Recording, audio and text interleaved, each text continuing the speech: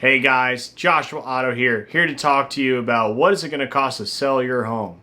Alright, so this is a question that I get a lot from people who are thinking about selling their home. So I'm making this video to discuss what you should expect to pay for during the home sales process.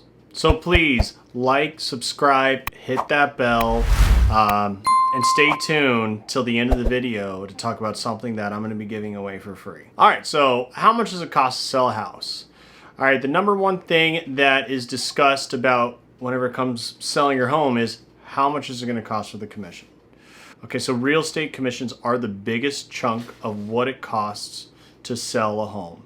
All right, so whenever you sit down with your realtor, you're going to have an agreement that you're going to pay X percentage of what your sales price is towards the commission. That commission is going to get split up as well. Your realtor isn't going to get all of it. It gets split up between the buyer's agent, and then it also gets split up between the brokerage that they're with, and if they're on a team, it will be split between their team as well. All right, so they don't get all of it. Also, part of their commission will go towards marketing costs.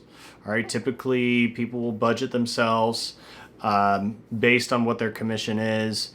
Some people will do an X amount of dollars. Some people will do percentage. I do percentage. I usually stick around that 10% range. So 10% of what my commission is will go towards my marketing, whether that be photos, videos, social media advertising, Google advertising, even advertising that I do through my CRM system, which is a system that I put all my contacts into, but I also have the ability to do other advertisements as well.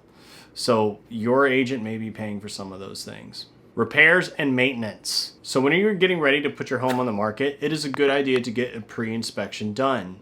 What that means is you hire a home inspector to come in, do an inspection on your home, and give you a list of things that need to be repaired or fixed, and to go ahead and get those things fixed and repaired before you put it on the market. So that way, whenever you do go into an inspection with an actual buyer, that you already know what's expected. You can hand the inspector the inspection list, let them know what you took care of, and let the buyer know you took care of those things as well. It'll look good on your part. It'll show that you're serious about selling, that you're willing to do what needs to be done to get the home in perfect working condition, and that you've actually taken good care of the home as well.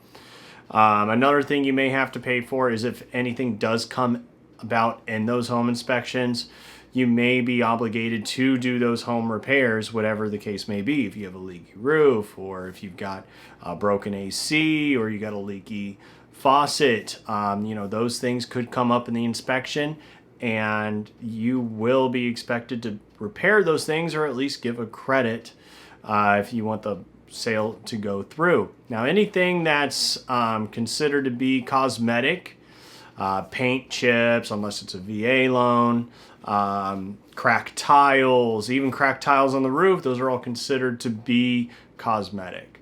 So you won't have to get those things fixed, but the buyer still may ask for it, and if you choose so, you may have to do that. Also, a good idea is to get your curb appeal right. So if you've got spotty grass throughout, your front yard, if there's bunch of junk in the front yard, like kids' toys, maybe bare landscaping, maybe you need to get some landscaping done. It's a really good idea to bring that curb appeal up. Also, if your carpet is shot and it's old and there's holes in your carpet, it's torn up, it's a good idea to get those things fixed. HOA fees.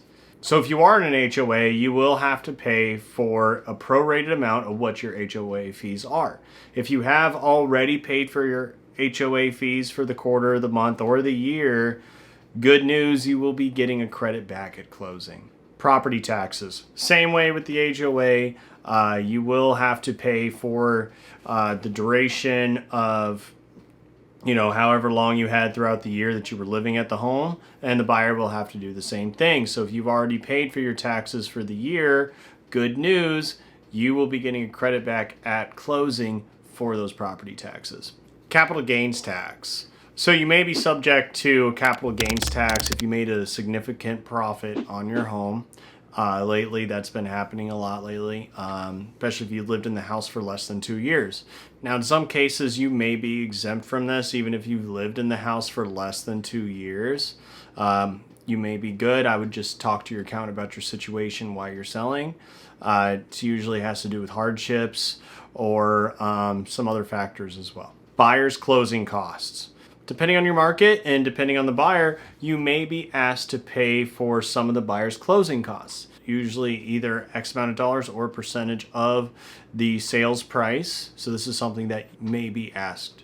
Title insurance. So in some cases, depending on what county or state you're in or even city, you may be in charge of paying for title insurance. I sell in Collier County, where the default is that the buyer takes care of that, but in Lee County, just directly north of me, default is that the seller pays for that. So it really depends on where you are. And even then, it's still negotiable if the buyer or seller pays for it. Now, title insurance ranges in price based on what the sales price is, but it is fixed based on what your sales price is. So it's pretty easy to figure out. You could probably just do a Google search and figure out how much title insurance is based on what your projected sales price is going to be. Also, if they find any liens on the home, you will be in charge of taking care of those liens before the sale can be finalized, unless the buyer signs that they're willing to take the home as it is. But most of the time, if there's a lien on the home, you will need to fix it. A home warranty. Now, this is something that you don't really have to pay for, but it is something that can sweeten the pot, especially if you're in a market that it is hard to sell a home. It looks good for a buyer. Builders offer home warranties on their home. So to compete against builders, a good thing to do would be to offer a home warranty to the buyer at closing. All right, some buyers may even ask for this to be paid for at closing. Typically, if I see an older AC, I will ask for the seller to credit a home warranty to the buyer at closing, just to ensure that the AC is covered whenever the buyer does take possession of the home.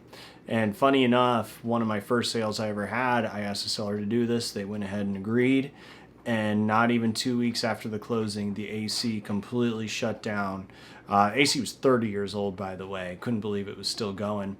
But it shut down 2 weeks into him buying the home, taking possession of the home, and the home warranty covered it, and he got a brand new AC.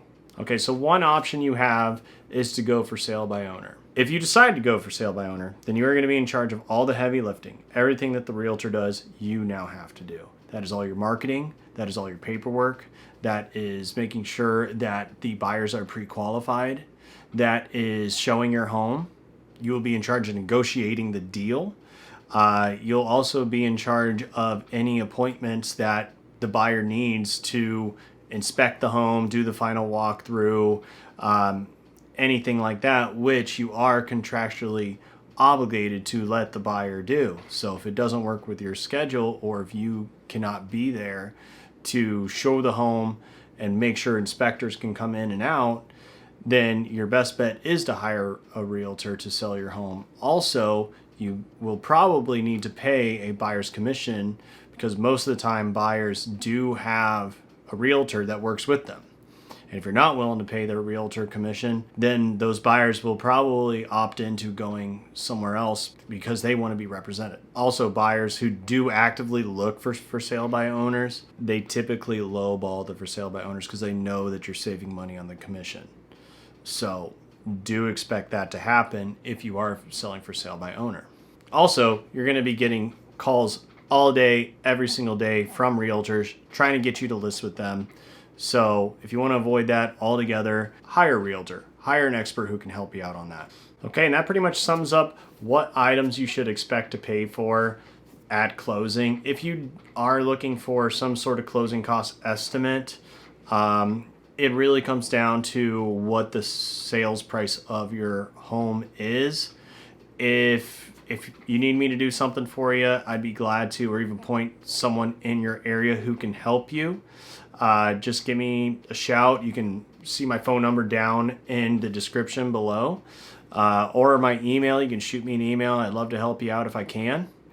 One thing that I'm offering for free to people in this video, like I said in the beginning, is I'm offering free home evaluations for anybody who's interested. So if you are interested, just give me a call, give me an email. You can even comment in the video, tell me that you're looking for something. Or if you have any questions, just let me know, and I'd love to help. All right, guys, so that's it. That's my video. Thank you for tuning in. I'm Joshua Otto. You guys have a great day. Take care.